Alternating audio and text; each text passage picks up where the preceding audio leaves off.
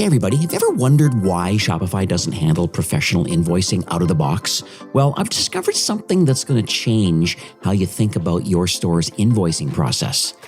Now, running a Shopify store is challenging enough without having to worry about creating professional, compliant invoices for every sale. And that's where Sufio comes in. They're the trusted invoicing solution that's already powering over 6,000 Shopify stores worldwide. And what I love about Sufio is how it completely automates the invoicing workflow. So whether you're B2C or B2B, it automatically generates and sends professional invoices, credit notes, and other essential documents. No more manual work or worrying about tax compliance. Their system has been validated by certified accountants to meet regulations around the world. Now, here's what makes Sufio very special. They're officially recommended by Shopify B2B invoicing. That's a huge vote of confidence in my books. Their templates are professionally designed and are super easy to customize with your own branding. You get automatic tax calculations and compliance for both domestic and international sales.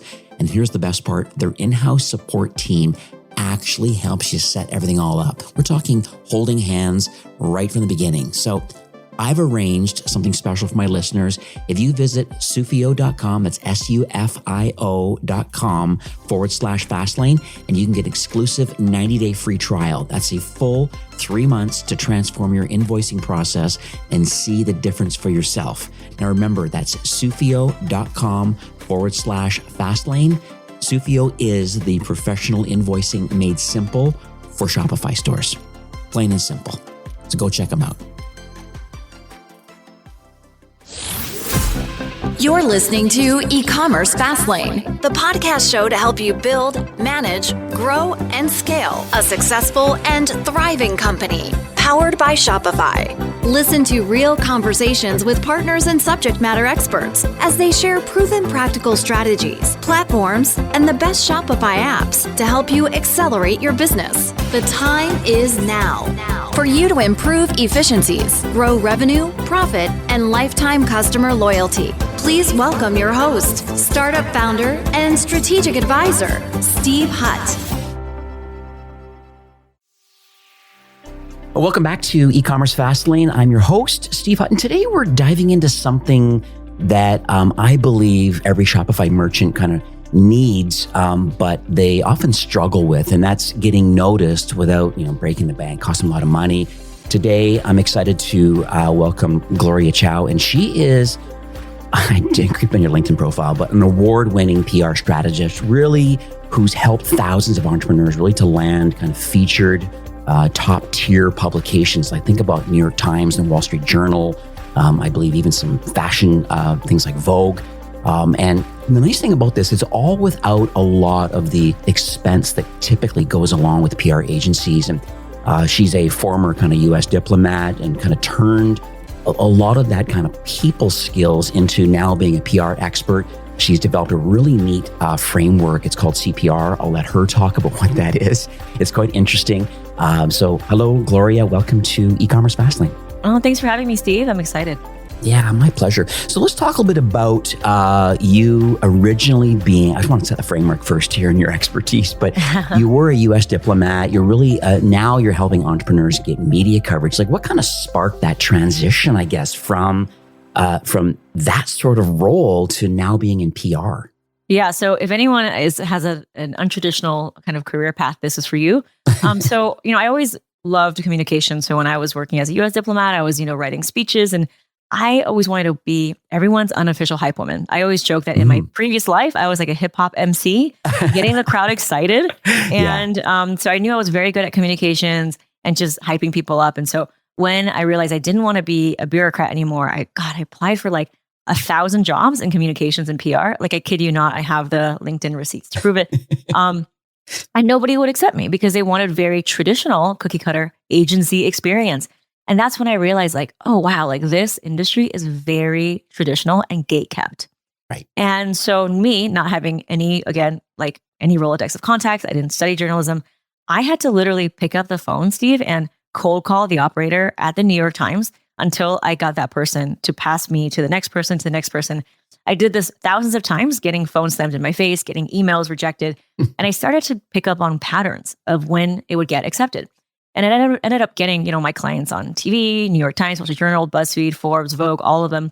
And I turned it into a process that makes PR finally accessible for the everyday small business hero, because I don't think that people are really realizing that PR is absolutely available to them. You don't have to pay a PR agency 10 grand a month, which is, New York baseline price. And so for 95% of the product makers out there, they say, well, I'd rather put that into ads. So I'm going to give you a third option today that's going to give you simultaneously eyeballs, sales, traffic, but also, unlike ads, it really builds your SEO. Right. And that's the value that I've been seeing lately. I mean, I will dig into that a little bit about kind of what I'm doing from a media company, but it still can be used for these direct to consumer brands. So let's talk about your kind of, I call it your core strategy, but like you have this CPR framework. Can you talk a bit about what it is, and can you walk us through maybe how a Shopify merchant can use this method maybe to craft these pitches to these journalists? Yeah, so journalists absolutely are on the hunt for everyday new products. Think about it this way. If they only featured like Fortune 500 brands and big box brands, like they would lose credibility, right? So they actually depend on everyday small business heroes to pitch them, and they want to hear from you. They don't want to hear from a PR middleman. So let's remove that. And the thing about PR is, at its core, and someone who has hacked it on the outside, PR is two things. It's writing a good pitch and sending it out to the right person. And I always say there's no such thing as a newsworthy company or person. People who have toilet paper as products, jewelry, they all get featured. So it's really about knowing how to pitch with this relevancy of the season and then sending it to the right person. And so the CPR method is a framework on how to write that pitch. A lot of times this is, again, very foreign to us because we know how to market with benefits and features. But here's the thing, the journalist is never going to buy from you. So we cannot talk to the journalists like they are our customers. What we need to do instead is talk about the trend, the insight, the consumer behavior, the seasonality of the product. And that's oftentimes what they're looking for. So whether it's a gift guide, whether it's winter skincare, whether it's graduation ideas, whether it's gift for her, gift for him, Mother's Day, I want you to start thinking about in terms of that and not in terms of your benefits and features. So CPR stands for credibility, point of view, and relevance. And when your pitch has all three things, it's 90% golden. It's good to go. Because a lot of times people just stuff the pitch with so much information that it immediately goes into the delete box, right? So how do you get around that? So CPR is, again, credibility, point of view, and relevance. And if you're looking at an email, you want to start with the subject line, because the subject line dictates whether or not it gets open. So you want to have a subject line do not include your name, the word pitch, or the company name, because the journalist doesn't know you, right? So what we want to do is feed them back something that almost reads like a story. So for example, samples available, best electric toothbrushes under $100. Do you see how that immediately tells the journalist how they can use it? Right. Or, best 3 ingredient skincare for the vegan mom, right? So it almost should read like an article you would click on. And then you want to start the email with the R in CPR, which stands for relevance, because what is news if it's not relevant? So think about what is the season, the weather, the flavors, the ingredients that people want. So if you're in fashion, right, you're not going to pitch a winter coat in the summer. If you're in skincare, you're not going to pitch something that's super oily in the summertime. If you're in food and wine, think about the ingredients that people want. Probably it's not going to be hot chocolate in the summertime. It might be something more citrusy, more delightful. Right. So start to think in terms of that. And it could be as simple as your readers are looking for recipes to spice up their Valentine's Day menu. You see how that's both relevant and specific? Right. And then you go into like 3 reasons why your product is like perfect for XYZ demographic or gift. And then you kind of conclude with 1 or 2 sentences about how much it is. You want to put the link on where it's available. Is it on Amazon? Is it on Shopify? Is it immediately available for shipping? All those things you want to put in there so the journalist can have the complete information before they publish it. Is it a stocking stuffer or is it a luxury gift, right? Is it made to order or is it available? So you want to put all of that in there with hyperlinks. And then you can put, a little bit about you, which is 1 sentence. We are a mom and daughter duo. My daughter has eczema and we formulated this in our kitchen. For more information about us, here's a link that can link to your about section. And we're happy to send you a sample. Here's our affiliate link. Now, you don't need to send samples or have an affiliate link, but we are seeing that the trend of journalism is going that way, where they want to have a win-win. So if you do have that, then put it in there. So what's interesting, how do people find journalists? I mean, I have my own process, but I think is there some kind of like Google query or is there a LinkedIn query? I'm just trying to figure out, like, how do you align yourself with people that could, or these journalists that could resonate with your product? Yeah. So we talked about the CPR method, which is Right. how do you write the pitch, right? Yeah. Now let's talk about who to send it to. Right. And it's not going to be info at New York Times or PR at BuzzFeed. It's going to Right. go into a black hole. What you want to find is the actual journalist who's responsible for writing those shopping guides, those commerce blogs. So usually it's the shopping or commerce writer, editor, or, so like you want to have that name in there. So shopping or commerce. Okay. These are the people who are writing these lists of things that you can gift or get for yourself. Now, if you make something that is like wellness, right? And it could be both a stocking stuffer and a gift, but also something for wellness, because again, you are more than just a founder. You have tips and things to make people's lives better. Right. Then you also probably want to pitch it to the wellness reporter as well. But for most of the people who are listening to this, it's probably going to be the shopping editor or the commerce editor. These are the people writing the gift guides, the product roundups, and the shopping list. And you can do a couple things. Obviously, in our program, we have a database of over 100,000 journalists in every category, but you can start to make your own media list. You can do a couple things. One is install a Google News Alert. It's absolutely free. You type in the search bar, Google News Alert, and every day it'll ping you with all the articles about your industry. And this is public information. So once you get the article, for example, 5 best golf clubs for dad, right? If you make golf clubs, you're going to copy and paste the journalist's name and their email into an ever-expanding Excel spreadsheet. And that becomes your kind of, media list. You can also sign up for things like Peter Shankman SOS at sourcesofsources.com, which kind of replaced Haro, which was Help a Reporter Out, which is no longer. But you can sign up as a source, and every day there's journalist inquiries. And then it tells you who these people are looking for. And if you fit that description, then you can absolutely go ahead and answer that. There's also other tools like Quoted and other things. They do want you to pay. It's kind of a aggressive upsell, but there are ways you can find them. Another great way to find journalists, and I just did a workshop on this for my accelerator students, is Substack. So a lot of journalists now, because they're freelance and they are trying to monetize and grow their own audience, so they are writing on Substack, which is like a blogging platform. And they're writing, hey, here's what I'm writing this week. I'm looking for XYZ products. And so you, from following these journalists on Substack, can find out what they're writing before they even hit the stands.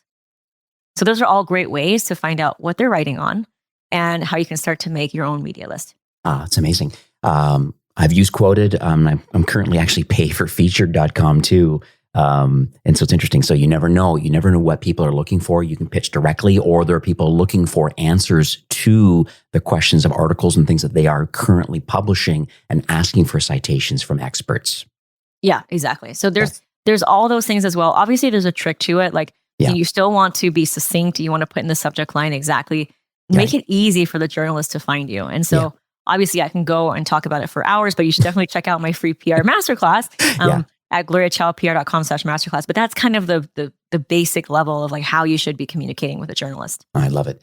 I'm gonna print something off. I'm gonna stick it to a sticky note on my monitor because I'm doing the same kind of outreaches. Now, what about SaaS companies? Because there's going to be a certain percentage of people that are listening right now that are apps and marketing platform people that connect to Shopify, part of the overall ecosystem that I serve. And so these tech companies, like, what do they need to do is it exactly the same process for tech writers?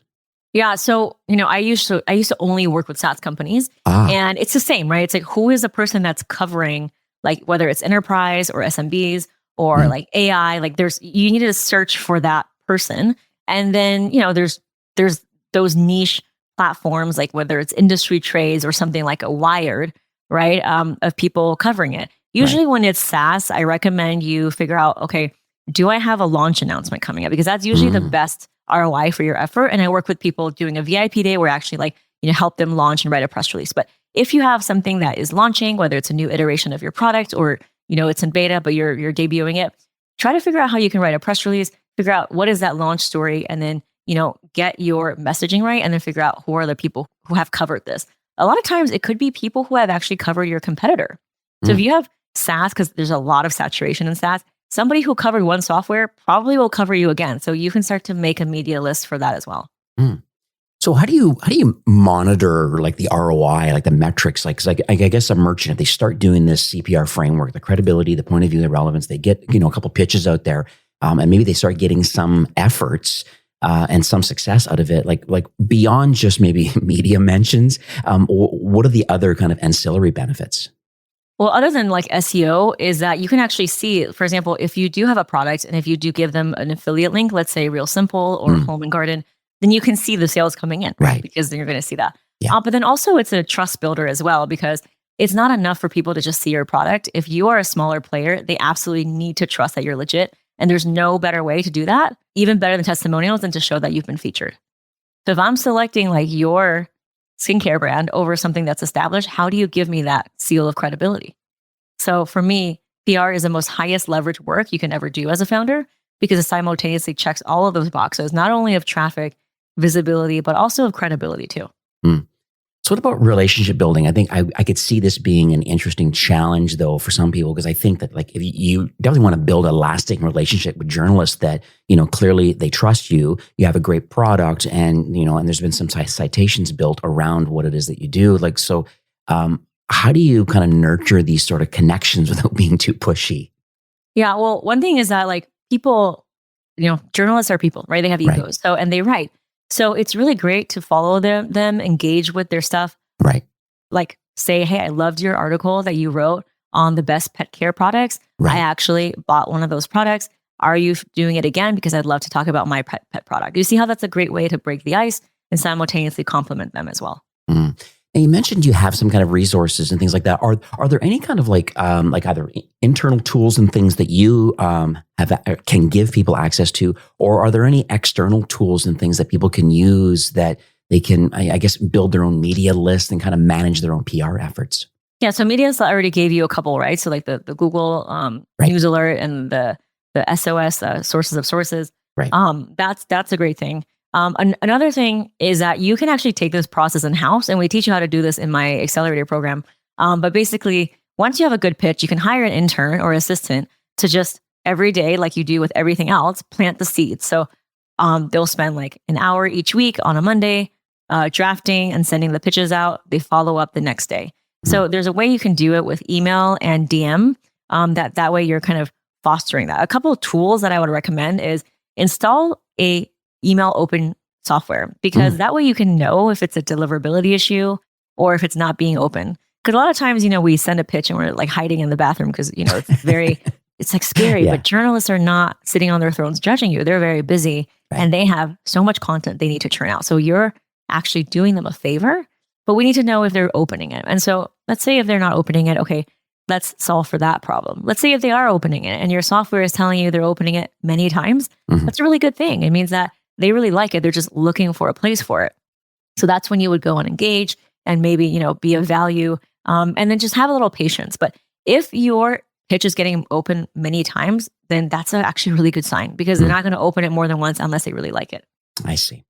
Okay, that's very cool. And then I guess there's other different types of like CRMs, and then being able to kind of put people into some kind of a queue of some sort, and then just you kind of remember who they are, and then can kind of update it kind of in real time as you start engaging with them. Yeah, exactly. And it's not this like daunting, like, oh, I need to every single person who has written about golf clubs right now. Yeah. It's like, what are the 5 or 10 outlets that would really move the needle for you? Follow those people, engage with those people, compliment their articles. You just need that one first yes. And then it's going to be like a snowball effect, because it's kind of like what they say, right? The easiest way to find a job is to currently be employed. So the easiest way to get featured is to have other features. And then you can kind of like keep rolling that, and it becomes this big snowball effect of like you getting onto stages and you being interviewed in like conferences. And so unlike ads or social media, PR really compounds in so many ways, not just for SEO, but also for your personal brand leveling up and credibility. Yeah, and it's one of the things that you're talking about the SEO. We talk about the experience and the expertise and authoritativeness and trustworthiness, and it's such an interesting an acronym. And I think a lot of people are really trying to make sure that they can be that expert and have the experience around what it is that they are talking about. So can you share a little bit about like the SEO, other than the blatant benefits of a high domain rank or domain authority and getting this backlink back to your product page, or an article that you wrote around, the eco-friendliness of it or whatever. So there are those definitely backlink benefits that build your overall credibility. Is there any other kind of SEO benefits that you can think of? Yeah, I mean, I will say that in this day and age, of course, we know that AI is just transforming the way that we blog. Right. And so there's a lot of junk blogs where, AI content is just flooding blogs. So we actually know from Google, they actually said this, is that they're actually deprioritizing blogs, especially because it's so easy. And so what they are prioritizing for searchability is your overall online reputation. And it starts with those organic PR features, because anyone can just today with ChatGPT churn out 60 different blogs. Right. But not everyone can get featured on a BuzzFeed or a New York Times. You know what I mean? So from that alone, I think that is really like the marker of differentiation. And also because anyone can buy followers. And so like when you are already in a saturated place where like people are already distrusting you, there's no better way to build trust than have the organic, editorial features. Because you're not like paying a New York Times person, or you're not paying the BuzzFeed person. This is editorial.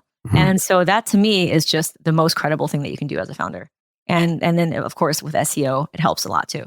I don't want to get too much into the weeds with the AI overviews and stuff like that, but have you heard of or know of what people are doing? Well, what can direct-to-consumer brands do today so that they can be the natural or recommended choice? Is that all part of the online reputation? Is an overall scope of a lot of different things that allow the AI, being it ChatGPT or Perplexity or whatever?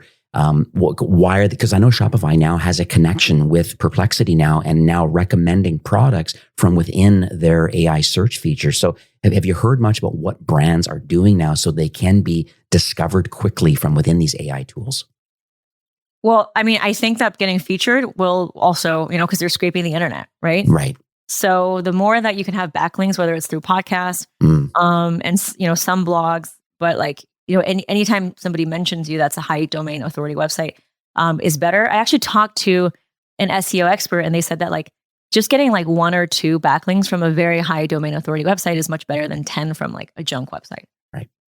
I would add to that, because I think one of the reasons why maybe I have a DR72, I mean, I have an age domain and lots of content and stuff like that. But I think it really comes down to the fact that I serve Shopify powered brands, the founders and marketers, and Shopify points to me. And like multiple times, like 10 or 15 times. And I've noticed even like, in the last 6 months or so, they're like citating a certain few of my articles, and knowing that, I think, this is the market I serve and the mothership is pointing to me.